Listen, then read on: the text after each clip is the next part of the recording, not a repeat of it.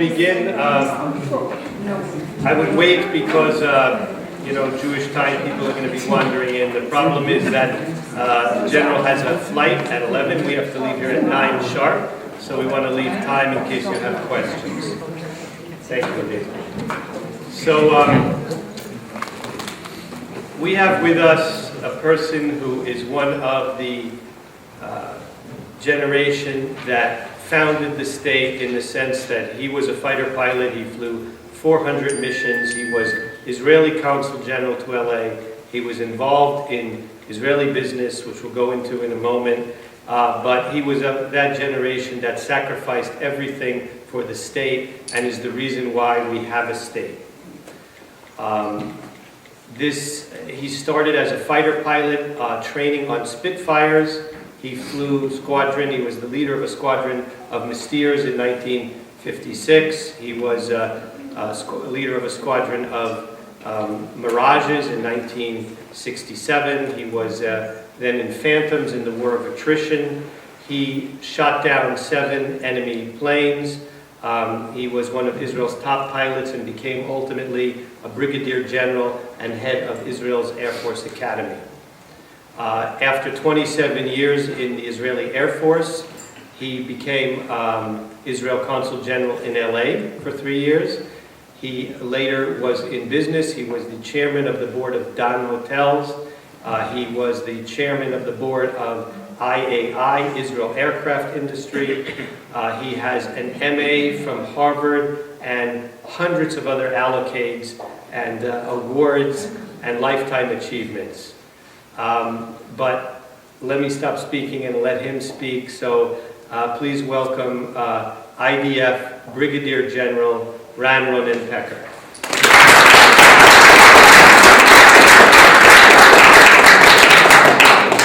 Thank you, David, very much. Very happy to be here today. I would like to start by express my thanks to Devin, to his family, and Tanya, his wife, who welcomed me so warmly and nicely. And the rabbi is not here yet.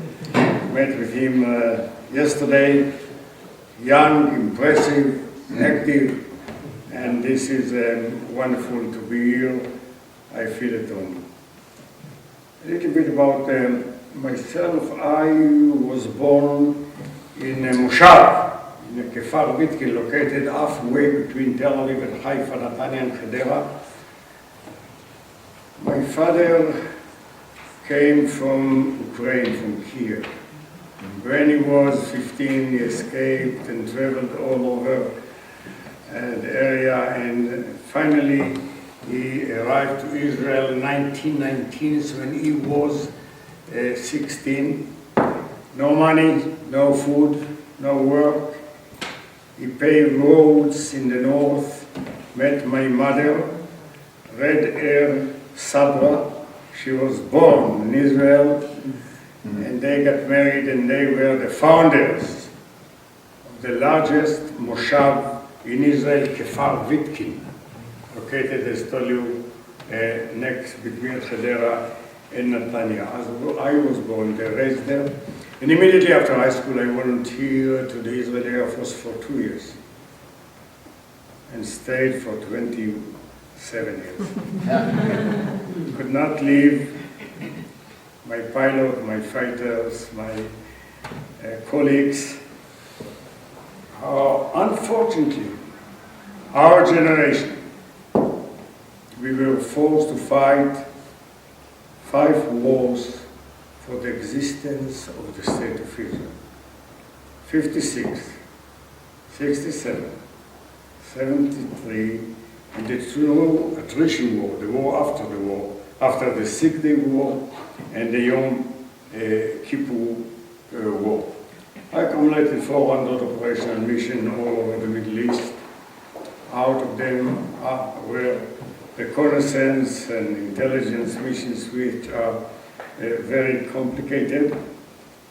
I was lucky it happened to shut down 7 enemy airplanes Syrian, Jordanians, and Egyptians. During these 5 wars, I lost many of my friends next to me. And yes, I saw them were killed with the feeling that I wasn't better. I was only lucky.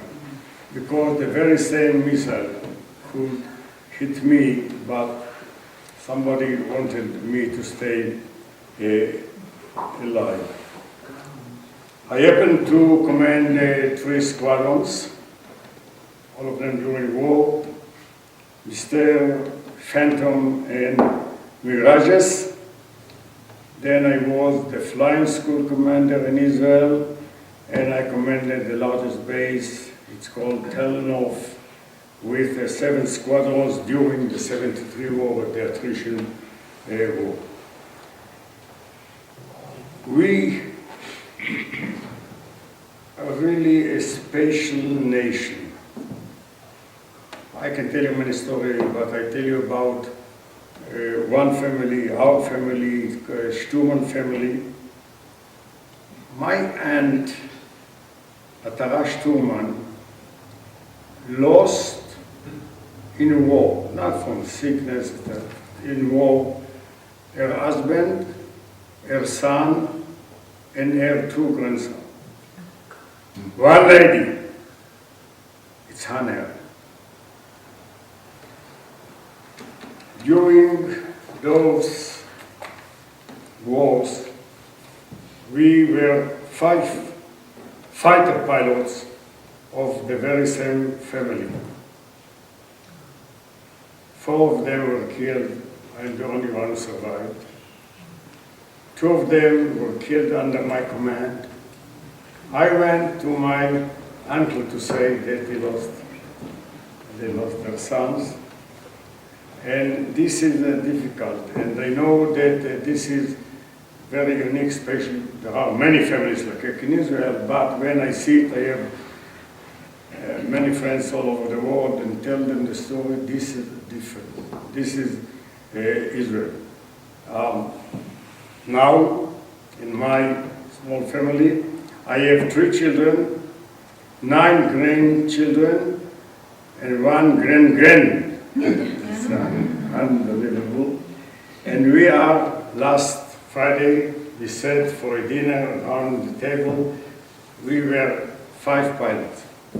Myself, my son-in-law is also a general. We flew together Phantom and F-15s.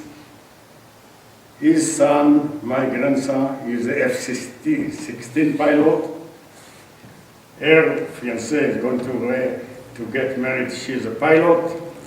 And my granddaughter, her husband, she was a captain in the Air Force, and her husband is a major and second command of the squadron. So we were 5. There are several families like that in Israel.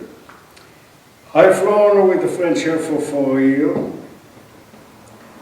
I was attending the Command and Staff College with the American Marines in Quantico, Virginia.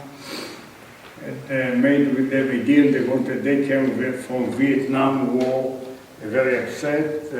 I came from the 6-day war, very happy. And so they wanted very much to know and to talk. I said, no problem, let's make a deal.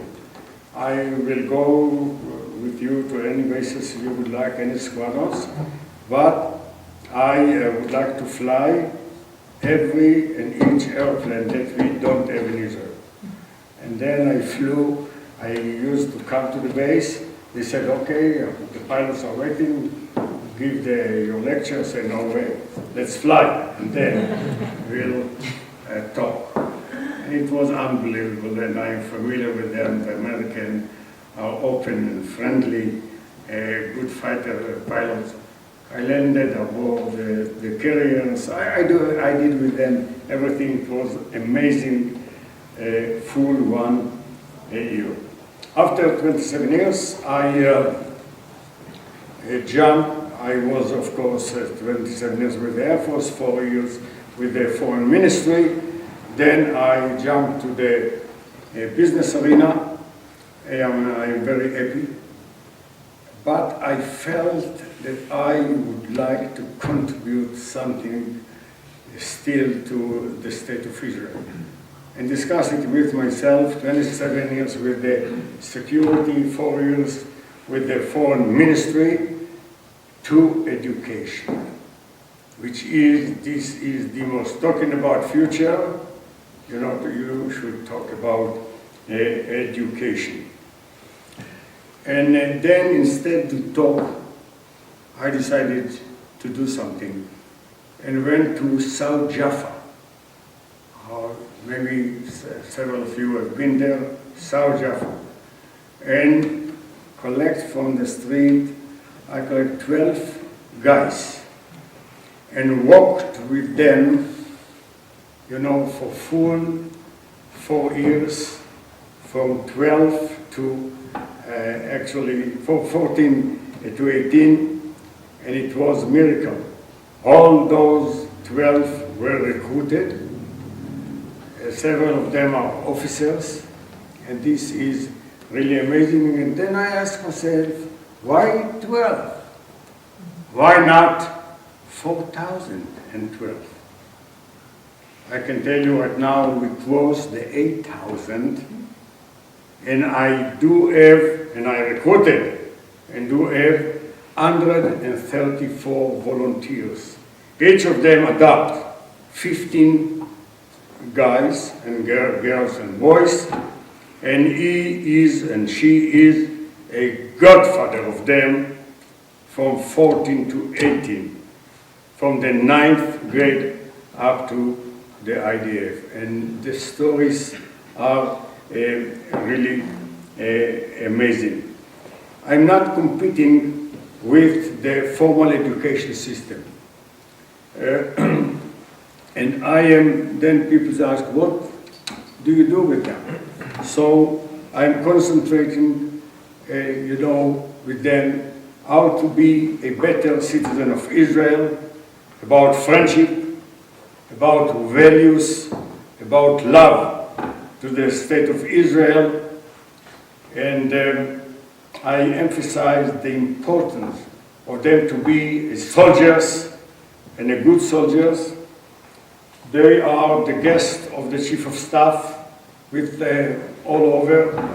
They are the guests of the Air Force Commander in the wing parades. I sent every year, you know, 50 of them to the concentration camps in Germany and Poland. And this is amazing from where they come. I give them, you know, for 4 days before they go to study the Holocaust, to understand the Holocaust, etc. And then when they come there, it's amazing, to Auschwitz, to other places, and they change. This is very important. My project that everyone in Israel knows, this we crossed about 5 months ago, 20 years of, you know, of running this project. We crossed the 8,000 kids that went through our program, and we are very proud about it. The unique actually about our project that everything is in you know, volunteering basis. No one get a penny ever. And this is something else. Everything is from your pocket. You are a godfather of those 15 girls and boys, and you are the godfather from 14 to 18 to the army. And this is very important. When I was a consul general here in Los Angeles, by the way, responsible for the 7 western states, including, of course, yourself, which is I visited here, enjoyed it very much, Arizona. So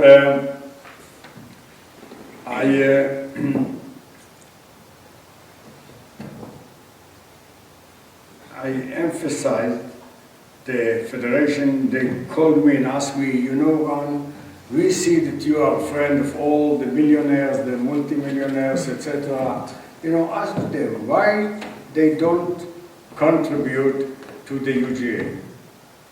And jeans and sneakers during the weekend when I was invited to Malibu houses and to the swimming pools in Beverly Hills, I asked them, listen guys, why don't you contribute to the UGA?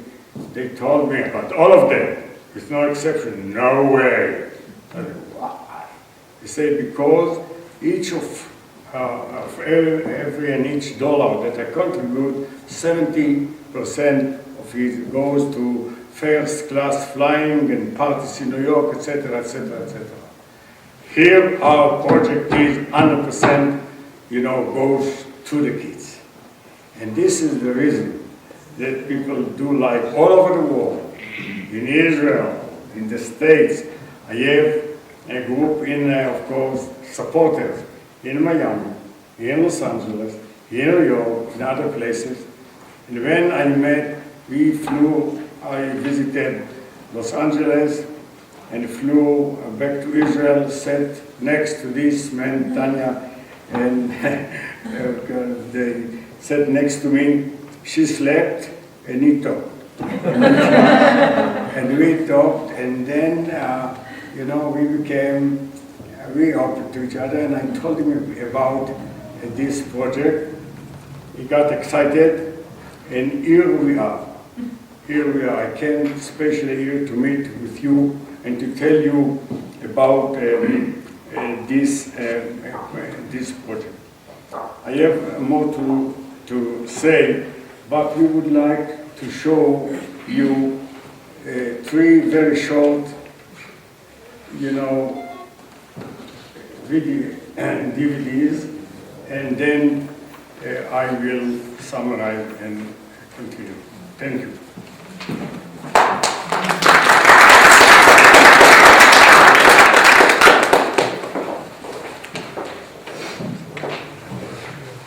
The lights.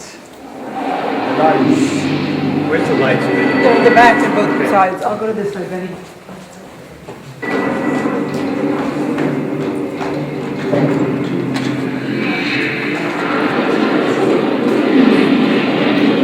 מלחמת יום הכיפורים, האבדות, הניסיון להגיב במהלומה האווירית, והידיעות על מטוסים שלא שבו הביתה בשלום, תחושת התסכול כשהשמיים אוטמים מהאבדות, כשהשמיים פתאום הם גבול. והתוכניות שלנו מתנפצות על מציאות מאיימת שחש כל אחד באופן אישי. המדינה בסכנה, מדברים על חורבן בית שלישי. והפנים הרציניות של ראש הממשלה וקולה הלא בוטח. פתחו צבאות מצרים וסוריה בהתקפה נגד ישראל. והדתקים הריקים וריח הטסל, אותו הריח, וזעקות השבר של משפחה ועוד אחת, וילד והבא אחריו, שמקבלים בשורת איוב, שאבא לא שב מהקרב.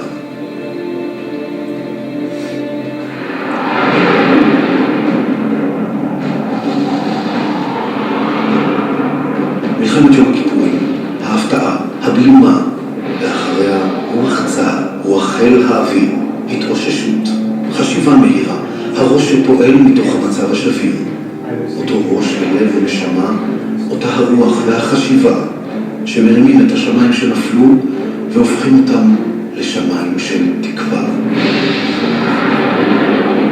שמיים של עוצמה ששורשיה ברוח המפקדים והחייל הבודד, מעוצמת כוח הרצון ולוחם ממנו שאינו מפחד, ממערך הבקרה האווירית שנותנת תמונת מצב עדכנית, ומערך ההחזקה שממש שוכב על גדר התיל כדי שמטוסים יעמדו שוב גם אם הם חבוטים ופגועים, ומערך המודיעין שמתעשת והחופשים והרופאים, פיקוח הטיסה, אנשי הבינוי שתחזקו מסלולים, טבילת האש של הכטב"ם, הכבאים, ומערך ההדרכה שהופך למבצעי בתוך שעות, ומוטל המערכה עם חיילי חיל האוויר כולו.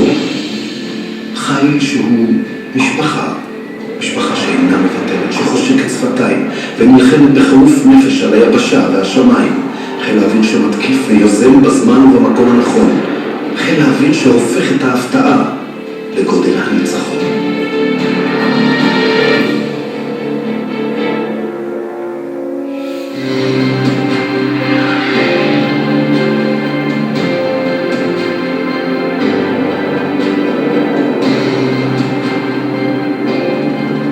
מלחמת יום הכיפורים, 40 שנה אחרי, התפתחות החיל שהיא תמיד חיובית, כיפת ברזל. האדיר, עידן אחר של עוצמה אווירית, של מסקנות מאז שהפכו ליחידות עילית וכוח של איכות. הכטב"ם, יחידות החילוץ, המעטים שיכולים מול הכמות. זרוע האוויר והחלל, חיל שבכל העולם הוא שם דבר, אבל גם חיל שמושך את שפתיו כשנזכר במחיר הנורא ששילמו לוחמיו להשיב לישראל את העוצמה והגאווה, כדי שישוב העם ויביט למעלה אל שמיים של תקווה.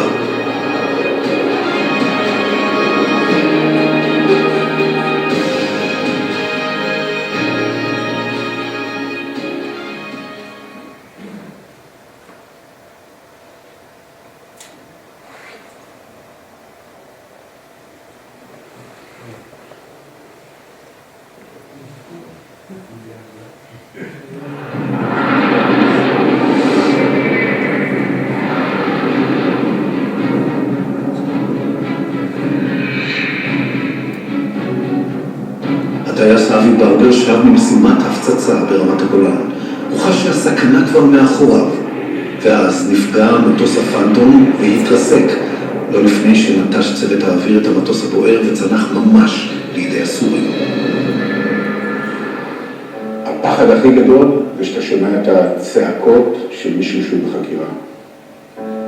אתה מדמיין שהוא על סף שחיטה. ומה שקורה, אני גם יודע מתוך דיבורים עם החברים, שנוצרת סוג של התכווצות כזאת. וואו, מה הם עושים לו? אם הם לא עושים ככה, תורי עוד מעט יגיע, או אחרי צהריים, בחקירות של אחרי צהריים, או למחרת, יכול להיות שהם הגדירו את הלחץ, צעקות של קולות עמוקים, מלאי לך כאלה מסיגריות, כזה, רק מהכל אתה מתכווץ.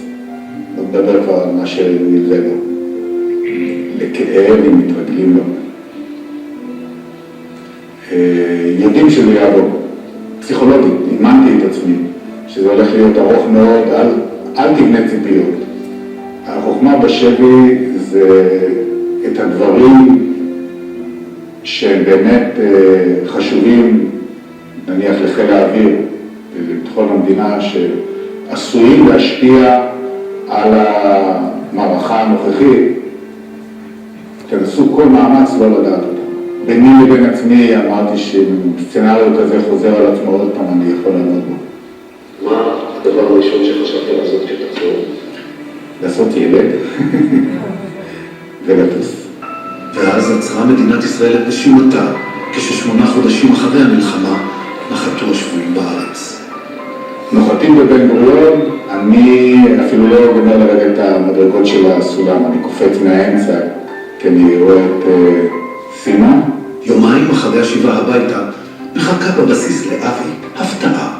מפקד הבסיס אומר לי, ברבר, שתה, ויסקי כזה, כוס מלאה. ולא רנה, תראה, בואנה, אני 54 קילו, איך אני אשתה? ברבר, שתה. לא יודע איך יצא לי אבל כמה פלורן, אני שותה 2 כוסות, אם אני טס ביום ראשון. אמר לי, עשינו דיל. הוא לקח פנטום, אזור 800, תעשה מה שאתה רוצה, מגובה נמוך עד 50,000. תלכו אותי לבני פלד, הוא שואל אותי, תגיד, אתה רוצה לחזור למבצעי? איך אתה מרגיש את זה? אמרתי לו, אני מאוד רוצה. אמר לי, ואם זה יקרה עוד פעם? אמרתי לו, אם זה אותו סצנריו, אני עומד בו. אבי חוזר לטוס. בסך הכל רציתי לחזור לטוס, וטק, נהייתי מפקד 201. 9 שנים אחר כך סוגר אבי מעגל במלחמת שלום הגליל, כאשר הוא תוקף ומשמיד את סוללות הטילים הסוריות בלבנון. עשינו את זה, דפקנו את הטילים הסורים, בלי אף אבדה, חיינו את זה, זה היה החיים שלנו. כשהוא מתבקש לתת ציון על תפקוד חיל האוויר במלחמה, הוא אומר, תראה, עובר כיתה, אבל צריך לעשות הרבה שיעורי בית וחוברות בקיץ בשביל להשלים את החומר. ועוד חלום קטן שהתגשם מאז ימי הכלא. משפחת ברבר חובקת 5 ילדים.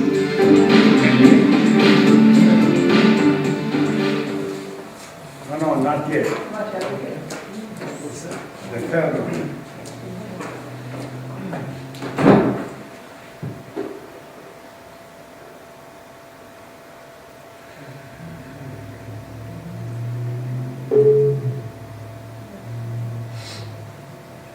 Good.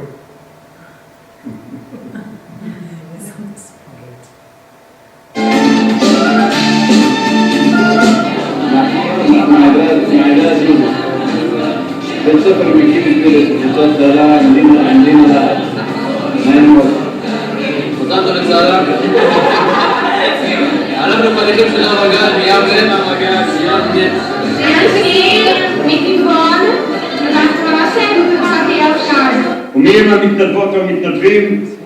זה פשוט, זה כל כך מרגש, אי אפשר בכלל להאמין איך הם מכל קצוות הארץ באים ומוכנים לתת את המקסימום. הארגון בנוי צפון, מרכז ודרום, הם קוראים לזה מנהלי מחוזות, זה אלופי פיקוד, 134 כאלו, הכל בהתנדבות. לכל מתנדב 15 חניכים שהם רצים איתם 4 שנים והם אחראים עליהם בכל. אנחנו גאים בפרויקט הזה, נהנים מהעשייה ומהתרומה העצומה שיש. ערב טוב. לפני 3 שנים בתיכון עירוני ז' ביפו התקבצו נערים אז בכיתה ט' וחבורה שפגשה את הטייס רן פקר, תת-אלוף במילואים. זה הלך בהתחלה מאוד מאוד קשה, היו לי בעיות מנהיגות קשות מאוד שלא היו לי במקומות אחרים שהייתי, כי הם לא הכירו את עצמם ולא הותירו מטבעם החשדניים, לקחו כחצי שנה לשבות את ליבם. קיבלתי נערים ואני מוצא היום כמעט גברים, ואני חושב שהם למדו, יש להם את הכלים לנתח בתופעות או אפילו בעיות שמתחתו בהם בצורה יותר גדולה. רן פקר שתה לפני כ8 שנים תריסר זרמים צעירים בתוך הממה שהוא עצמו הקים. הוא לא בחר עצים בפרי וגם לא בדק את הטעם. הוא רק התווה את הכיוון ואת המינרלים על פי מינון. לאורך 4 שנים הצמחה הוביל דרך 3 שנות עורלה אל הרביעית שנת העילולים. דעו כי עלינו מופקד המחר.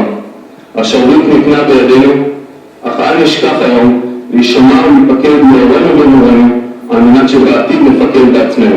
קוראים לי אשרת סריסה, אנחנו מנשם, תיכון מקיף נשם, מחיפה, ולפני 7.5 שבועיים חזרנו מהמסע מפולין, שבאמת חבל על הזמן, עברנו במסע כזה מרתק וקשה, וצריכים להיות בן אדם באמת חזק בשביל לעבור אותו. השתחררתי מהצבא, התחתנתי, יש לי ילדה מקסימה, קוראים לה מוריני, בת 10 חודשים.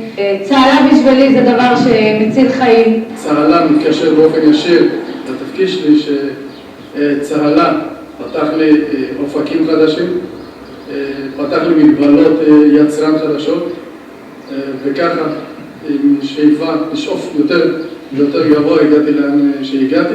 אני 16 שנים בצהלה, ואני חונכת 2 קבוצות כיום במגזר הדרוזי. בשבילי צהלה זו התגשמות הציונות שלי הלכה למעשה.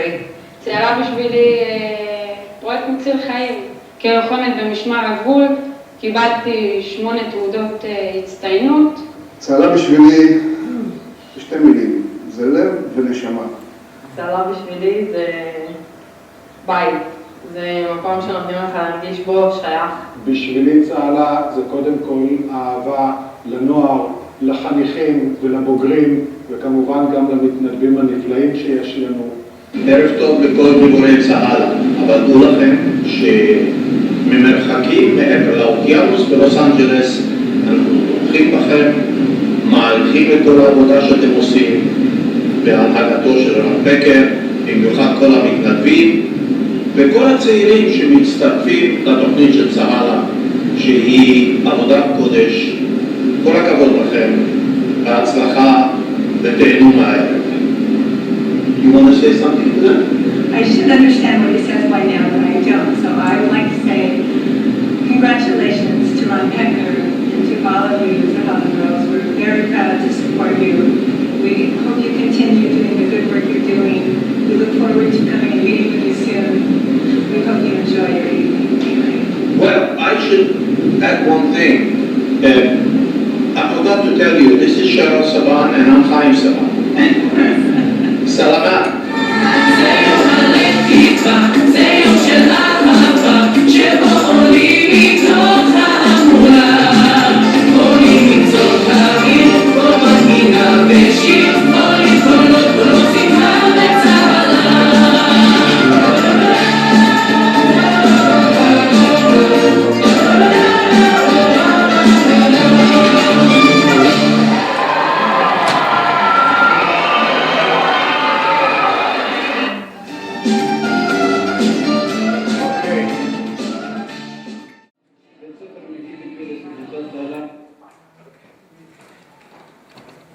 Very much you to glance and to have the flavor.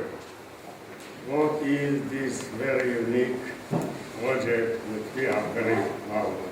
Those kids that we collected from the streets, etc., their officers, you saw there a Ethiopian guy, a officer, a captain, and I met with him. He arrived from Ethiopia when he was 3. And then I adopted him in Salah later. I saw his eyes and helped him and sent him to the Technion. And now he is serving, now he's a major in the base that I commanded till north and doing well. And this is an amazing to be a major. We arrived from Ethiopia, and now all his future in front of him. The second one, with uniform, was Tzachi. Tzachi was in my first group from South Jaffa. I cannot talk about his family.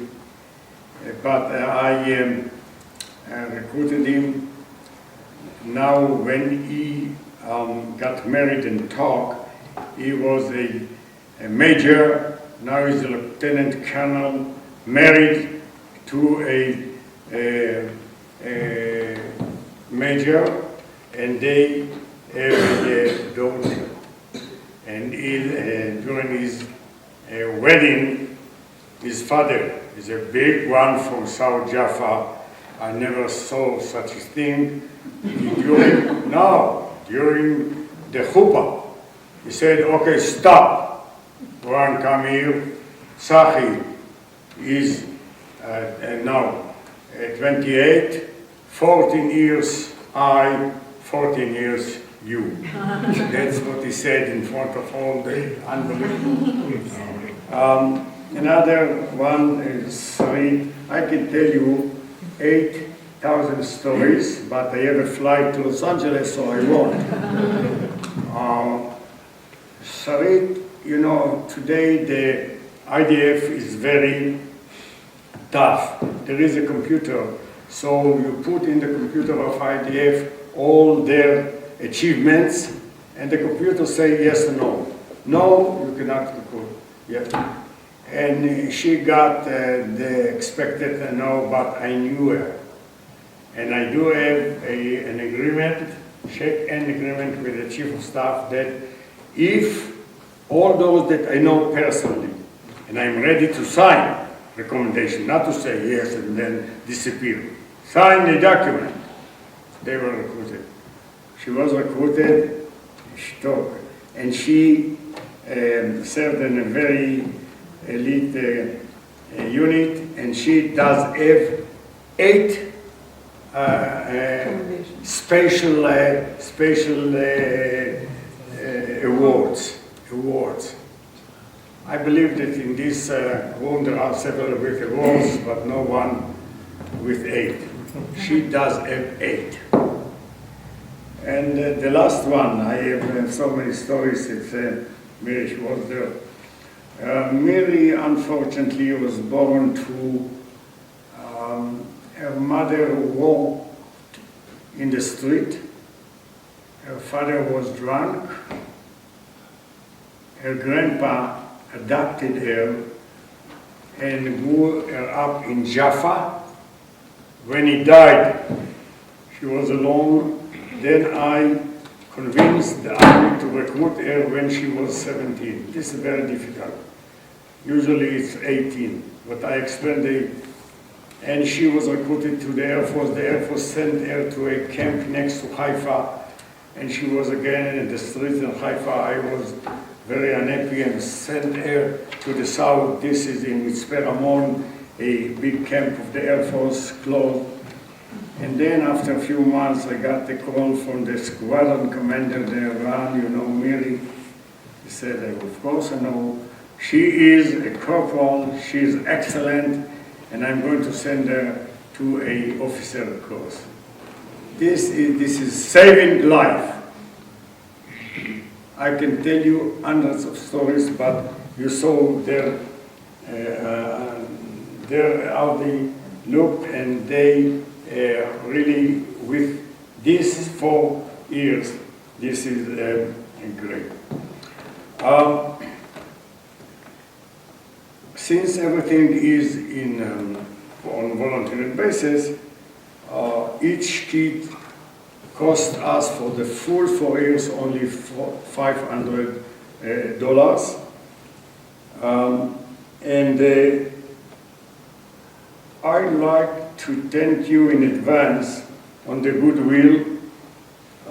We get support from all over, but this is not when all our connections are long-term connections.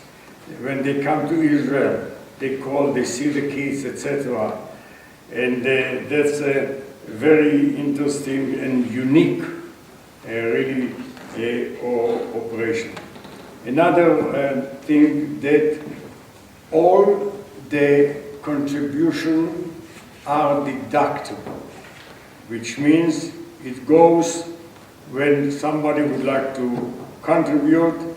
There is here a form, and he gives the check to Devin, and while there are all the checks, he sent it to New York to the PEF. Only the PEF, no one can give me, because we would like it to be deductible. The PEF made all the paperwork and get back to every contributor, and with the deductible forms, etc., and then send to our bank the money. This works very, very well. I'd like to, if you do have any question, I'll be delighted. If not, there are some other few stories that we can tell you, but I give David, of course, the opportunity. Well, first let's ask if there's any questions from the audience. If there are any questions, please. When we contribute, do we get any emails or mailings about how the kids are doing, or updates? We keep you posted, we keep you advised, yes. we do have reports that we send to all our contributors, and we keep them involved because this is not one shot and disappear. This is a corporation. This is all the the groups that work with us. They get those reports, they get the picture. When they come to Israel, they are invited to the wind parades. If they would like, there are some that would like to meet with the group, to meet with the kids, etc. Yes, this is a long-term kind of cooperation. We are not going to looking for, one. This is really a cooperation. Yes. Yeah. The kids are all Jewish, right? I don't know. Are all the children Jewish? Are all the children Jewish? Jewish. Are all the children And כולם יהודים, הילדים? Yes, of course. No, of course. Well, no, you have No, Druzim. you have You have some- Druzim. Yeah. Druzim. Druzim. No, יש גם Druzim. Druzim. Of course. We are, yes, we penetrated to the Druze in the north, and we do there a good job. Actually, even though it's not so easy because of the culture, etc., sometimes, we have some difficulties, but yes, we really penetrated, in advance to the Druze and to the Ethiopian. We even give them sometimes priorities, But they. the Druze, they're not Jewish, are they?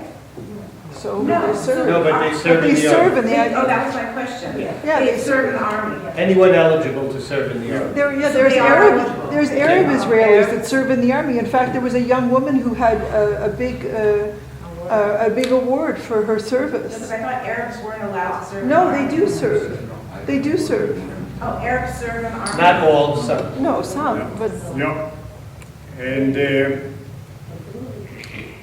the bottom line is that we are looking, for example, when we start in a new place, I go to the principal of the school, or I'm going to, there to the mayor and sit with them and ask, where do you need help? What are the problems? We are not going to those that they don't need us. They do have the parents, they do have money, they do have everything. We are looking for kids that we can contribute to them. And this is the name of the game, please. Is there a curriculum that you follow that's written that we could look at? Or is this, how do you approach the mentoring of the children? Does every madrich do his own thing, or do they have a set curriculum that they follow? That's a good question. Every instructor gets from us, we have a book, but this is only a recommendation. Because, we give them, this is, everybody can create. It depends who are the kids. Whether this is girls and boys, whether they from Hedera or from downtown Jaffa, totally different. And so we give, this is the reason that our volunteers, none of them left, because they complete a period of 4 years and they continue for another 4 years and another 4 years. I am already 21 years, but I have guys and boys that they are 18 and 16, and it's a lot of time and money and care, and they know their family, etc. This is the name of the game of this project. Yeah. Will you talk for just a minute about your experience in the Yom Kippur War? When you, was that the Yom Kippur War? Well, he has a lot of experience, but more on the you talked to me today about he has many interesting battles that he was in, many dogfights. He's a famous pilot in Israel. You told me about a very interesting story about this Jordanian pilot. Maybe that would be a good one to tell, so they can get a personal idea of what it's like to be in a dogfight. How they? The Jordanian. Okay. This is a extremely unique story. It was during the attrition war, and we were scrambled. 2 Mirages, I was the squadron commander, and we had a dogfight against 8 hunters, Jordanians, hunters, who attacked our paratroops, on the ground. The British hunter is better than the French Mirage in these conditions because it does have 4 30mm cannon, it turns better, etc. So when I arrived to this area that they attacked, we started only 2 Mirage against 8 hunters, then another 2 Mirages from a squadron arrived, and it was a very tight up, low level dogfight of 8 Jordanian hunters and 4 Mirages. We know very well the Syrian and the Egyptian. We do like a lot the Syrian because the Syrian, even you shut down 1, 2, 3, they kept fighting, and we like it very much because they stay and then we can shut them down. The Egyptian, it's totally different. Once you shut down one and you see a big ball of fire in the air, all the others run away, and then we follow them till their airfields. We never fought against the Jordanians, and we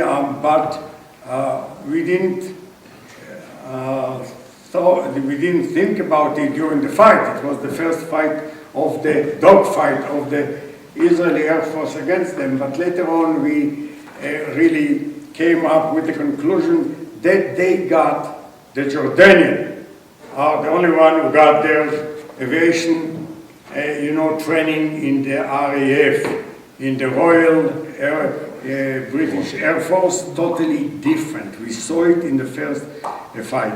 So we fought for 6 minutes. Usually a dogfight is 2 or 3 minutes, but every time I was behind one of them, he broke at the time, and it was very tough, low-level dogfight of 12 airplanes. And then, after 6 minutes, I saw, wow, we didn't shot any. And then I decided to elect one of them and to tell whatever they can shoot at me, I am going to shut him down. And I reached his 6 o'clock, and he saw me, and he started to maneuver very toughly. And then we pulled together. That's me, that's him, very close. I look at him, he look at me, and the nose was up, and the speed was reduced, and it's called a stall. When the speed, each airplane does have a different speed for a stall that the airplane falls like a stone. So the hunter speed stall is lower, and here he made a big mistake. Instead to stay for another 3 seconds, he broke first, and I reached his 6 o'clock, and it was 6 minutes in the air, and then he elected one of the canyons, goes towards east, towards Jordan. I never ever saw such a pilot fly so low. It's 2-3 meters, unbelievable. Inside the this canyon, and I was behind him 250 meters, but I couldn't get another meter or two down to put my sight gun on him for 2.5 minutes. Then it was a very small hill there. Then he was forced to pull a little bit. Then I got him, and within 1 second of pushing the trigger, this is 21 bullets. I really thought the hunter in front of me. It takes three-quarter of second till and he ejected. But when he pull, it takes three-quarter of second till the canopy should go, and then another three-quarter of second till the ejection seat go out. And in this 1.5 seconds, his under his airplane turned 90 degrees. So he ejected to the wall of the canyon and got killed. I pulled and said, I've just shut down an excellent pilot. When I landed, I called my intelligence officer and told him, let me know who was he, and he told me his name is Mufak Salti. He was an excellent cadet in the RAF. He got married to a British lady. They do live in Amman, and he is a squadron commander in Mafak. Okay. Then later, it was very, very strange that King Hussein, the father, named the base on his name. This is unusual. Never. So we understood that it was really something else. And then later on, we got through the diplomatic channels, we got a request from the wife of Mufak Salti. This squadron commander that I shut down, that she would like to meet with the Israeli pilot who succeeded to shut down her husband. So it was through the diplomatic channels, of course, politely, we said no. It's okay. And then later on, a few years ago actually, one of my friends, General Yitzhak Segev, is a paratrooper, came to me and said, Ron, listen, there is something strange. What's strange? He said, okay, Mohammed Shia was a general in the Jordanian Air Force. He's now the advisor of Hassan, the brother of the king, Hussein. Is going to make his first visit to Israel. And he told me that I was assigned to be his host. I called him, he told me, and asked him, what would you like to see? Nazareth, whatever, you would like to see the Knesset, Jerusalem? He said, nothing. I would like to meet Ran Becker. My name was Ran Becker at the time, then they changed my name to Ran Monet. And I would like to meet with Ran. Would you like to meet with him? I say, why not? To cut a long story short, Friday evening, the home of General Segev, who hosted him, a very nice dinner, and he invited several journalists, etc. It was, and we got together very well, and we talked with ants, etc. He was quite a guy. And then I found out that he was number 6 at the 8 hunters that we fought against. And he was number 6, and then he became a general and the deputy commander of Jordanian Air Force, and he never forgot this fight. And he wanted And so we talked and left. It was a wonderful dinner. And then after dinner, we went to the living room there, as the Israeli usually did, for a cup of coffee and cake. And then one of the wise guys, the journalists there, say, oh, eventually, finally, we will listen and learn what happened in Samoa fight. This is the fight, you know, the 15 years before. And I told him, leave it, why should we now? So, no, we would like. So I asked her, okay, who would you like to start? Say, no way, you will start. Then I described the fight really in a very nice way, like that. At the end of my,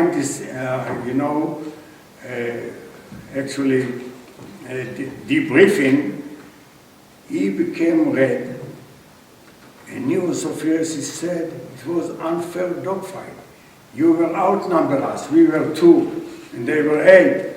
And said, and the Mirage is much better, etc. And we destroyed the whole evening. He got up and left. Okay, tomorrow, the next day, Saturday morning, I got up, called the Hilton Hotel, told I would like the room of the Jordanian guest. Then, how are you? He said, okay. What are you doing? Nothing. I said, okay. At noon, exactly noon, wait for me, casually dressed, at the, at the lobby of the Hilton. Don't take your guards. Let's go and have lunch together. I picked him up, go to a nice restaurant on the beach, and I told the owner of the restaurant, he said, my friend, I am coming with a Muslim guest. They don't drink, but put a bottle of vodka in the middle of the table. He drank like a fish. I didn't, because I wanted to be sober. And we became friends. To cut a long story short, I was in his house in Jordan, in Amman, and met with his family, etc. But they don't forget this fight, and then the Israeli Air Force succeeded to shut down their best fight. This is the story. I believe that.